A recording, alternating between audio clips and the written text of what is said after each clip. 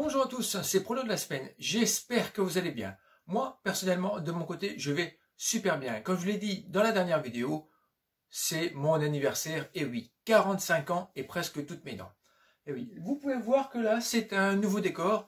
Comme je l'ai expliqué une belle fois dans la dernière vidéo, je me déplace assez fréquemment, pour le travail. Et cette semaine, je suis à Rouen. Allez, tout comme à mon habitude, je tiens à remercier les nouveaux abonnés qui ont fait monter la barre à 1240. Allez, avant de faire ma petite annonce pour vous mettre à contribution, le petit point bilan sur le dernier prono.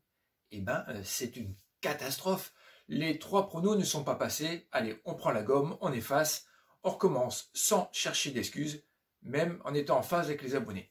Donc, nous avons quand même une BK de 768 € après avoir misé les 3 pronos du jour de la chaîne avec la mise de 20 € chacun.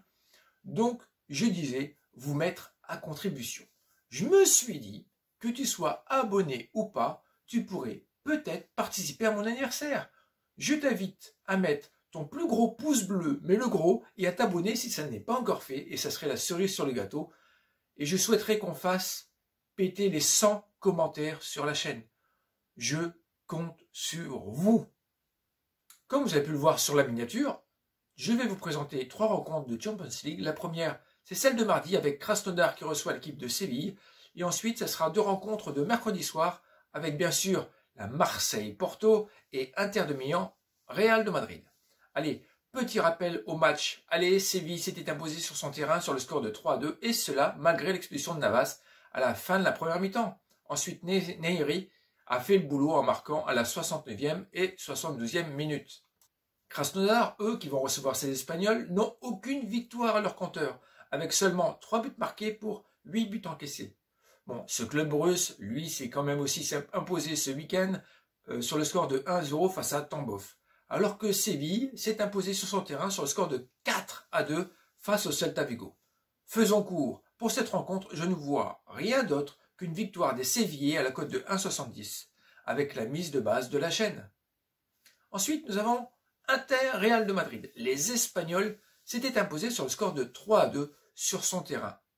Si je ne me trompe pas, les résultats des Galactiques se font un petit peu attendre en Liga. Ils restent sur un petit nul face à Villarreal, 1 partout. En Champions League, le Real est à 4 points.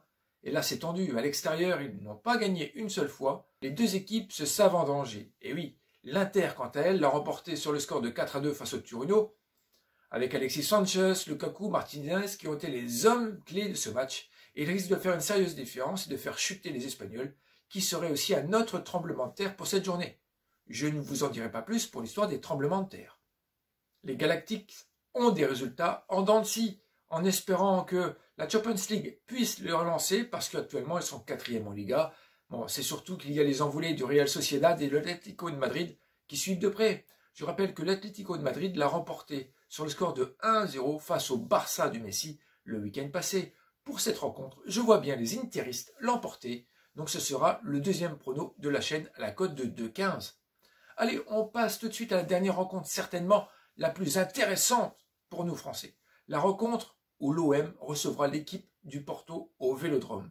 À Marseille s'était incliné sur le score de 3-0 à Lisbonne le 3 novembre. On l'avait d'ailleurs pronostiqué celui-là. Pour ce 25 novembre, ils vont devoir mettre les bouchées doubles. Actuellement, ils ont 0 la tête à Toto au tableau, alors que Porto en a 6 de points.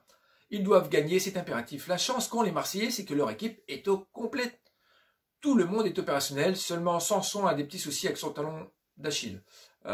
Aussi, un autre avantage ou désavantage, ça dépend des puristes. Marseille n'a plus joué un match depuis le 6 novembre.